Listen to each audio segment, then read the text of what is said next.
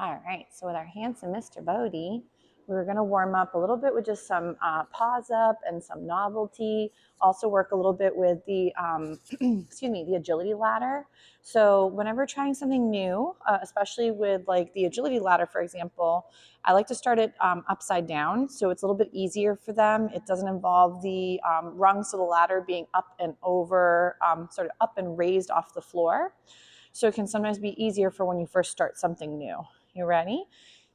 So of course we're just warming up with our usual fun, rocking a few find its, and then working a little bit with that orientation back to the handler. Yes, it's like drive by, he almost lost the snack, silly goose. So with our handsome guy, there is a teeter board. So sometimes what can be really nice about trying Paws Up on regular bowls, and of course I grabbed the one that has a crack in it. I'm gonna have to grab another bowl to replace that one. One of mine has sadly gotten a little sadder. It's got a little crack, which of course wouldn't be great for holding up a puppy. But sometimes for the smaller dogs, it does fine. So ready, find it. So with Mr. B, there is what's called like a wobble board. These ones are great for practicing some conditioning and getting comfortable with Novelty, but also great for body conditioning. So if let's say he's never done a sort of teetering sort of item, I do like to start off first with my flat items that don't move. Ready, pause that. He's like, where? Nice, so close. So if, again, just like when we started with our Paws Up last time with Miss R and some of the other babes, they weren't always as keen to start off directly on the target because they weren't sure what we were doing. Yes, right there, nice. So sometimes it's kind of getting back in the groove of the Paws Up and step up. Yes, good job. Sometimes we just don't know what we're working on. We kind of forget. That's allowed. Nice job. Oh, he's a hungry hippo. He is drooling up a storm. Ready? I'm going to do a Paws Up. Yes, so close. We got some toenails touching. So even if in the beginning, guys, he's not as comfortable with the full behavior, you do want to feed for those glimmers. So even if your puppy is giving you one foot on the bowl versus both, or maybe they bump it with their toe or their toenail, so that would be still a great moment to capture the attempt and feed for that. Yes. I think what we'll end up doing, sir, is we'll do a little find it, get you up. I'm going to put this one on top of my broken bowl because I think that's going to be a little sadder and it's going to collapse a little bit more because it's seen better days. So we'll do another little Paws Up. Yes, right there. Beautiful. Good job, sir. So remember, the more sort of little activities you can do with your babe, the more kind of options you have to give him versus behavior maybe you're not a huge fan of. So don't view it as, oh my gosh, chewing, as right or wrong or good or bad. But sometimes the more little skills the pup has under their belt, the more you could replace a behavior like, let's say, pulling with a front. Maybe let's say noticing a distraction with all of a sudden name recognition. Working a moment where your babe is a little too eager beaver and they're jumping with a Paws Up behavior. So sometimes even though they don't seem to correlate with what you're trying to work on, remember that your babe typically when they're working one skill, they can't do two. So it can sometimes be a great way to eliminate the behavior you're not loving and replace it with something you'd prefer. And then that becomes the norm that the puppy might go towards instead of the other one that gave them no reinforcement. But remember, throughout the day, if your baby's getting very little reinforcement for even the good, that means both the good and the not so good skills from our perspective equal the same for them. So it's like, why bother putting in the effort if you get the exact same reinforcement for doing nothing? That was technically what we'd want them to do instead. So things to think about is, are we helping them create better where are you going? Better associations in what we'd prefer them to do. So right here, if he's never done a wobble, or the teeter board, I like to step on it. Yes. So it only sort of wiggles a little bit. If he has never done this and all of a sudden I just have him step on it and it like wiggles and he sort of gets startled, it won't be a good response. Yes. Nice. What a smart boy. So we might go ready. We'll do a little find it to go get off of the thing. So then we might try again. Again, I'm holding it with my foot. I'm going to see if I can get him to do his little Paws Up on the target. Paws up. Yes, nice. What a smart boy. He's doing a very nice job. I know, I think those little freeze-dried snacks are probably some of his favorites. Yes, nice job. Smart boy. So we might do another little find it, help him go disengage from what he's working. I'm going to see if I can try and get him to do a little bit more on the wobble board. But then, for example, I'm going to take my, oh, wiggles. Yes. So he's like, that was very peculiar. So if he's not as sure, I'm going to go back to easy. So remember that when you're ever trying to include something that's a little bit more challenging for your puppy, is make sure you don't go from like 0 to 100. So if he has never done this wobbly board, I want him to think that even if it wiggled a little bit, I'm going to be there and support him for the wiggle. But notice how when we went from holding the foot on to keeping it almost stationary to then making it have some wiggle room, it did make him feel a little bit unsure. So if your puppy sometimes, sometimes says, oh, that's a little bit too spooky or it's a too big of a step, always go back and lower the criteria to where your puppy was successful and build up again. He's like, that's weird. Ready? Pause up. He's like, I don't know if I love it. So if he's really unsure, I might step on it with both feet so it's even more stable and see if I can get him to do a little pause up again. He's like, this is dumb. Yes, what a good job. What a smart man. He's like, it's very challenging. So if, again, he really felt this was too spooky, remember, you're not going to keep rocking it to the point where your puppy just wants to give up, but you could also maybe make it a little bit softer. And so now it's been, he's like, let's lick it. So it's been flipped upside down so it doesn't teeter anymore, but it still has this novelty factor. It's not the same shape or the same feel as the Paws Up bowl, which is empty and hollow and a rubber. And this is, again, wooden with some other fun things on. So you guys may find trying even just novel items to put your toes on. He's like, how do you put your foot on that one? So it's mostly just even just trying something new. Did we drop one? That's okay. We'll do another little find it. So when working with some feet exercises, like where to put his front end, you can eventually try turning this into a pivoting situation too with the hind end and front end awareness. If this was really challenging for your puppy, I would just make it about the paws up, step up first and just do that. But then, oh my gosh, chewing. No one chews in here. It's just so silly. So you could also then start to do, for example, a little bit of pivoting. So this is where you'd kind of want your puppy to sort of follow the food from one side to the other and move their hind end. So like for right now, Mr. B's like, I fell off. What you're looking for is movement in the hind quarters, not in the front. So if, for example, he's really unsure, this could be something that you guys may want to practice. But I know we mentioned, that's right, we'll give him a little find it to give him a little mental break. So if you're trying pivoting on a bowl or a target and your babe doesn't quite know how to move their body in a circular motion, I would recommend to work with spin and twirl, like I discussed a little bit last time. And then at least that way, it can start to get your puppy in the groove of how to move their body before you apply a target. So if, let's say, he really isn't so fond of doing, let's say, a circular pattern, then that would be something I'd start without the bowl. And then that way, even if you're not putting it on a key, he's like, did you throw it? No, you wild man, this way. It just fell right out of his mouth.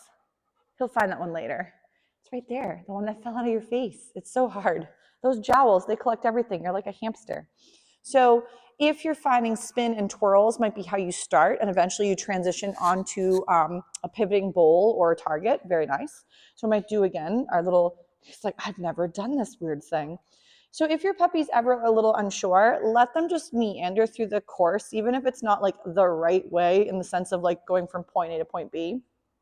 If he wants to cut through it, if he wants to kind of step over it and meander around it, that's fine. He's not too like overwhelmed or scared by it. So I might do some free feeding on the floor to help him just kind of go and check out the novelty that is the agility ladder. And we'll just do a little bit of exploration around it. Nice. What a smart boy. So, but the benefit of an agility ladder or even getting what are called cavalettes is those are, if you've ever seen them, they kind of look like little jumps. And they sometimes are, you can take a break, good job. So they're poles, and they typically come with cones that sometimes have holes in them so you can adjust the height. It is not like an agility course where you're looking for like gigantic jumps or, you know, varying difficulty. It's more for physique in the sense of if your dog had an ACL injury or they've got, you know, maybe a hindquarters that's not as engaged as the front end or whatever. So it's great for conditioning to get your dog to use their whole body and lift the front and the back end. He's like, I'm taking a break because you're blabbing. So tired. They were also doing some very nice wrestling earlier. So, but if let's say the ladder seems a bit weird for him, don't worry if the first time you try it, he doesn't go for it the same way. We'll see if we can get you up and wiggling just a little bit more. Ready? So we'll feed him for that lovely little kissy noise. I'm going to try with some, oh, there we go. Yes, nice. So I do try to feed a little bit throughout the course, like throughout the ladder, but I don't really want him to be lured through it, because then I feel that they are taking the time to look at the food hand and not the, chewing, and not the ladder. So we don't want him to trip up or miss a step and be a little awkward. So I want him to, again, we might do like ladder, and then yes, and then sort of break it down in a couple little steps. Yes, and feed for that. What a smart boy. So again, we'll try once more, ladder. So notice how he has to think about where his feet are going. Yes. And this is even right now with the ladder just upside down. Yes. So you can also, I know I mentioned a little bit last week, you can repurpose other household items and use them to your advantage. Maybe you do have a ladder that's just hanging out in the basement or somewhere, and you can plop it on the floor or the ground outside probably. And then you can work a bit with your dog going through the ladder and working on those toes being lifted from both ends. He's like, that wasn't so bad. Ready, we'll do another, ready? We'll find it. Because then what you'd end up doing, sorry about bending over if it's a little bit weird with my microphone. So then you'd eventually have the ladder upright. So obviously with a household ladder, it might already be a few inches like off the ground, even without little legs. So, but with an agility ladder, they typically have these, again, little legs, so your puppy has to take those steps. So we're gonna lower him a little bit. I'm gonna say ladder. He's like, this one's weird because now it's floating. So if he's ever a little bit unsure, I might even have him go take a snack and sort of take his little, he's like, not sure yet, lady. I just want him to think that it's not too spooky. So he could kind of go and move around as he pleases, checking it out. Nice. There we go. So beautiful. We're getting toesies and feet to go. He's like, it's very peculiar. Kind of getting in and out of the agility ladder.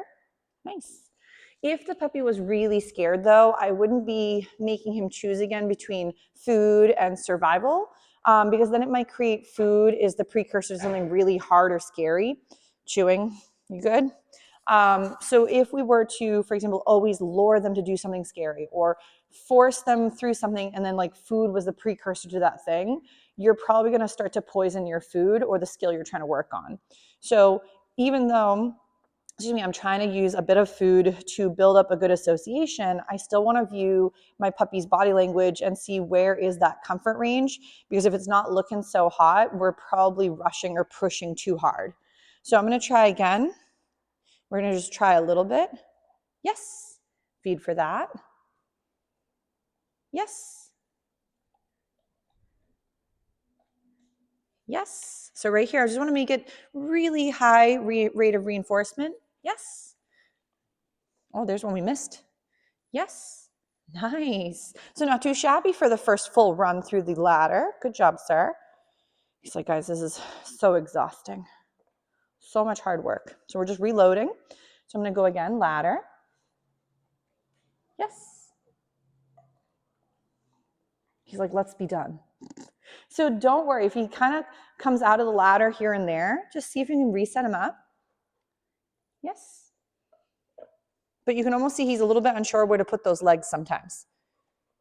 Yes. Nice. So, but this can be a great option, and the Cavalettis. He's almost got it. Yes, good job. So as he starts to get a little bit more cozy, you'll see that I saved the reinforcement for when he was more so done with the full ladder. That way he could take his time to really look and feel it out versus being stuck on my food. And a lot of times if they're stuck on your snack hand, I feel like they do a lot more tripping.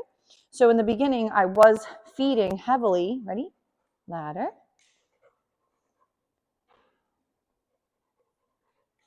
Yes. That was so pretty. So, but my guy, he, like my other boy Tux, he loves the ladder. So if I ever put this out and it's here, he's like going to go back and forth and being like, how am I doing?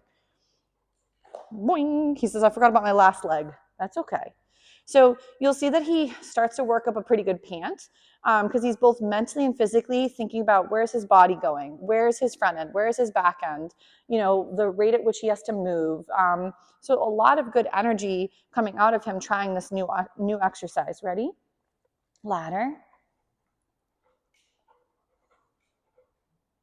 Oh, there's a crumb we missed. Yeah, nice job. Yes. So pretty. So obviously, I don't want to keep doing it to the point where he's like, this is terrible, like the worst boot camp he's ever been to. But I would recommend including some of this novelty where your puppy could work something new and fun. And it's a great way to build his comfort, his resilience, but also in general, like his hind end and front end awareness. Chewing is still an optional task. And then we could work from here, obviously doing other types of gear and equipment.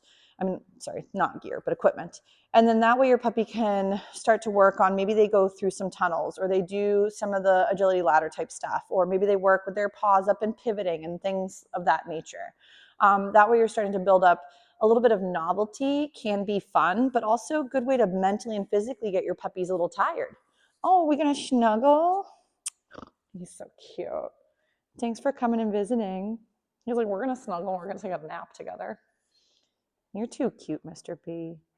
He's just a baby. I know, the building makes weird noises. What the heck? So, but for the handsome boy, when you're trying something novel, make sure you're still going at his rate and he can tell you maybe how his comfort range is going.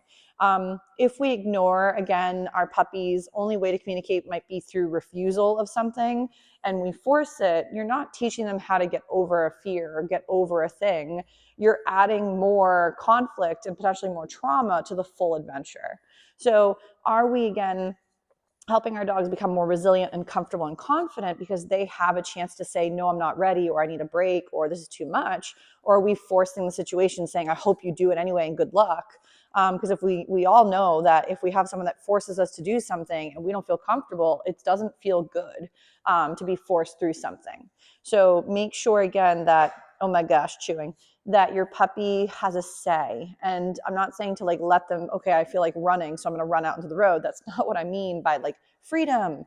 But what I mean is, are we able to give them some agency? And in doing that, does it create then again a dog that feels more comfortable in our presence? So, but very nice job. So we'll give Mr. B a little breather. He did a really good job with the agility ladder and all his other cool things. We'll give him a little break and then we'll move on to another couple cool skills. Such a smart boy.